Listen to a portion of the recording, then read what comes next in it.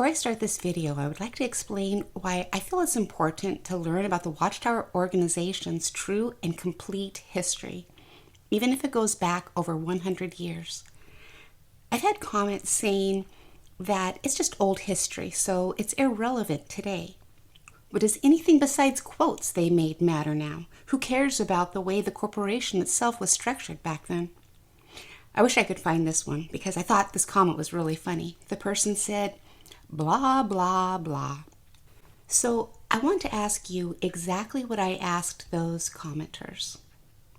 Wasn't Joseph Franklin Rutherford considered the faithful slave of his day? Like Anthony Morris was at one time. Did you think it was a big deal when Anthony Morris was deleted as a governing body member? Everyone I know did, but they don't talk about it anymore because it's an unspoken rule not to. Trust me on that one. I tried bringing Morris up when I was in a group of witnesses watching the video where Let was saying it was okay for men to have a beard now. I said something like, Brother Morris doesn't look very well, when I knew it was actually Stephen Lett giving the talk. Every elder in the room stared at me as if I was the one saying something wrong. I found out very quickly that day that talking about Anthony Morris was highly discouraged, negative talk and all. So I guess making a statement about his health was negative talk. They just didn't want him brought up. Do you see how the organization has been very good at hiding the past? Because they're really good at making the present disappear. And that's why I feel it's important to learn the complete history of the organization. If this organization lasts another 20 years, do you hope people remember what is happening now? Like Anthony Morris being removed as a governing body member. How about beards or not counting time anymore?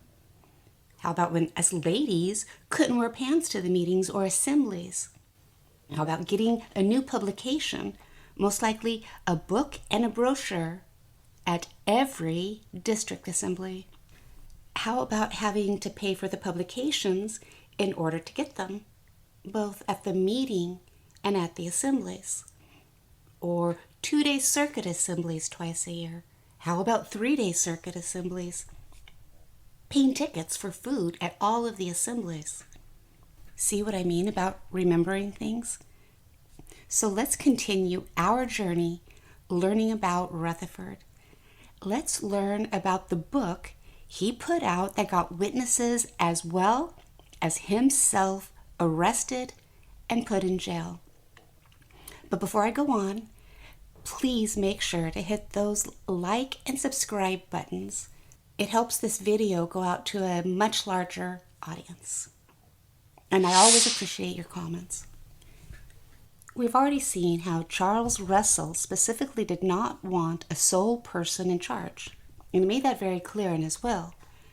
But as we found out, Joseph Rutherford completely disregarded Russell's will about that. We also learned how Rutherford illegally muscled his way into becoming the next president of the Watchtower Bible and Tract Society, corporate entity, and thereby becoming the faithful slave. In other words, having complete control over what everyone believed and did during his lifetime as the faithful slave. So let's learn how Rutherford completely ignored the rest of Russell's will. Charles Russell had specifically stated that he did not want any other periodicals published besides the Watchtower magazine. He also specifically said he did not want any other publications produced. So, of course, what's the first thing that Joseph Rutherford does? He publishes a book that he did not even author. Before Russell died, he had written 6 parts of a 7-part series titled Studies in the Scriptures. Each book had been given a different name, and the information in it provided food needed because Armageddon was going to happen any day now. So everyone that followed Russell's teaching was expecting a 7th volume. Since Russell's death, everyone was wondering what to do then. You can imagine how, as a witness, you would be very confused as to what to do if all members of the governing body died today. Joseph Rutherford, as the faithful slave, wanted to make sure that this book got published before 1918, the last prediction Russell had made regarding Armageddon and when everyone was expecting to be caught up in the rapture. In other words, taken up to heaven before they died. Everyone at that day had been expecting to either be raptured to heaven at any day or receive the 7th volume of Studies in the Scriptures to let them know in order to know what to expect before they were raptured so they could let others know. And Rutherford knew this. So without letting others who made decisions about what went into the publications know, Rutherford had 2 men, Clayton J. Woodworth and George H. Fisher, one who was a former Baptist and the other a former Methodist preacher, but now currently followers of Russell's teachings. And Woodworth specifically was a known pacifist during a time of active war, World War I. It's not a good combination, if you ask me. Even though Rutherford knew about their history before they became Russellites or Bible students following Russell, he had these 2 men write their understanding of Ezekiel and Revelation. Remember, a former Baptist and a former Methodist. And then Woodworth also added his opinion on war. So while Joseph Rutherford was fighting to maintain his title and powers as president, he was also having a book published as the 7th volume that everyone had been expecting. And Rutherford didn't even use the organization's printing facilities to have this book published. He had an outside publishing company print the book. Why would he do that? Because he didn't want any of the other board of directors to stop him. And if they knew what he was doing, they could have stopped him at that time. So basically, Rutherford just completely ignored Russell's will. But by now, that shouldn't surprise us. There was a problem, however. Rutherford didn't thoroughly check the book before it was published. And that book not only got Joseph Rutherford in trouble, it got the rest of the board of directors in trouble. It also got many of the brothers and sisters arrested and thrown in jail for treason and sedition. And those were big accusations that were not taken lightly during a time of war. Active war, World War I. So you can imagine how everyone was feeling at the time. World War I was raging, the first war of its kind. The Bible students were expecting God's kingdom to be established by 1918 and for Jesus to rapture them at any time.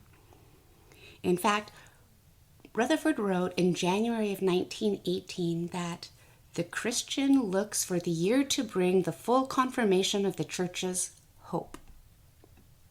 Just like Russell had stated.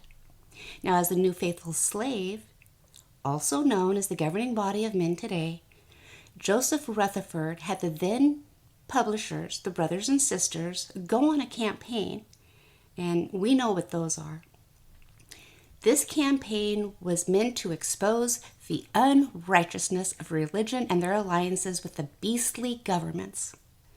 So the publishers, colporteurs, went door to door telling everyone that the end was coming in 1918. And that everyone needed to turn their back on the United States government because of the war, during a world war. They just had to get this new book out to everyone. And something else that's important to note. People were both very patriotic and very religious at the same time back then. They truly believed that it was their duty before God to serve their country. But now, you have Judge Rutherford as the president and faithful slave, having the publishers go door to door telling everyone that their religion, the Catholic Church, which was the main religion of that day, was an aberration and a beast. Those publishers told people if they did not become a Bible student by 1918, they would be judged. much like witnesses tell their Bible students if they don't become one of Jehovah's Witnesses before Armageddon.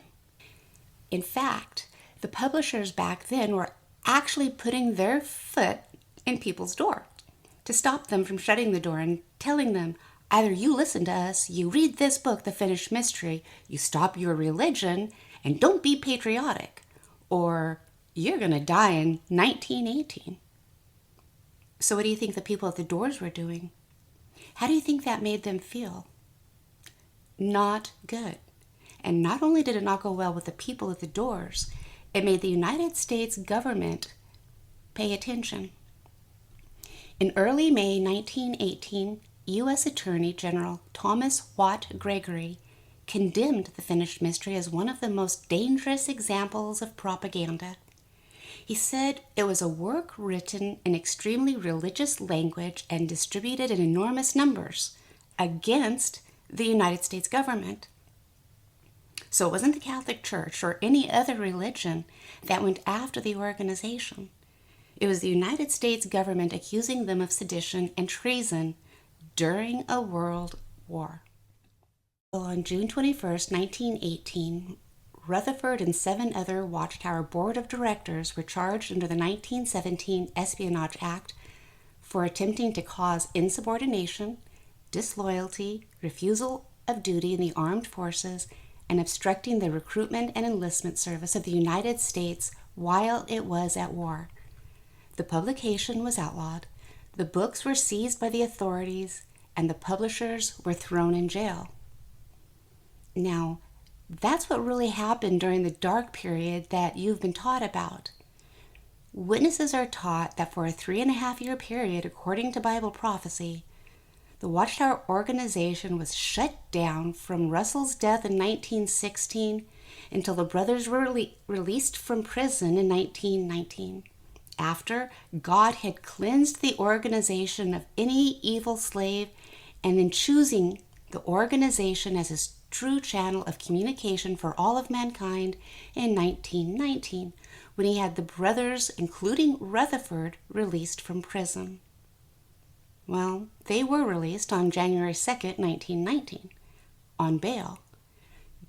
Judge Rutherford and the rest of the board of directors were let out on a technicality, so it had nothing to do with Jehovah God freeing them. Rutherford and the rest of the board of directors were then told to either stop production of The Finished Mystery or remove the egregious pages from the book, or they would return to jail.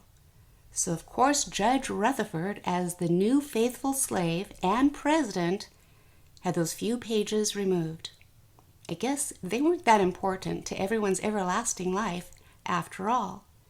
Yet the Bible students, the publishers of that day, had been arrested because of going door to door selling this book with what was in it. And that's why the history of the organization had to be changed. Because the time between 1916 and 1919 really is a black mark on the history of the organization, isn't it? That's why the organization has changed what really happened during that time. By 1919, the war was over, and the words in the book just didn't matter as much anymore. But the United States government still maintained that the organization had to remove the pages from The Finished Mystery. Otherwise, both Rutherford and the rest of the board of directors would end up back in jail. So that's really what happened after Charles Russell died in 1916. There wasn't a dark time while Jehovah was cleansing and choosing his channel of communication. Joseph Rutherford caused a lot of problems and had to rewrite history. He made a coup and took over the Watchtower organization as president, then becoming the faithful slave. Then he got the witnesses arrested from a book he didn't even write and read beforehand what was written in the book. So what did he do? He rewrote history, just like the organization erases the history even up to today. It will erase people's memories of counting time, or not being able to have a beard, or not being able to wear pants to meetings or the assemblies as women, and so on. And that's why I make these videos about what happened in the past and what the organization has changed and keeps changing. See, if Joseph Rutherford was not actually God's faithful slave as he claimed, does anything he taught really matter? What did he teach? What did Rutherford do after he was released from prison in 1919? Well, he did a lot. In fact, he completely changed all of Charles Russell's teachings so much that a huge portion of the publishers of that day that were once Russellites and followers of Russell stopped following him.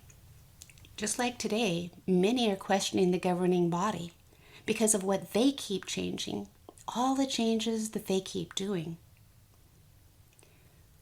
Rutherford claimed he was the faithful slave of his day, just like Anthony Morris once did very staunchly when he was still around. Rutherford's egotism and pride led to the imprisonment of others for no other reason than because he wanted to happen what he said, just like the governing body of today. In an upcoming video, we're going to learn exactly how Rutherford changed the organization's teachings into what we see today.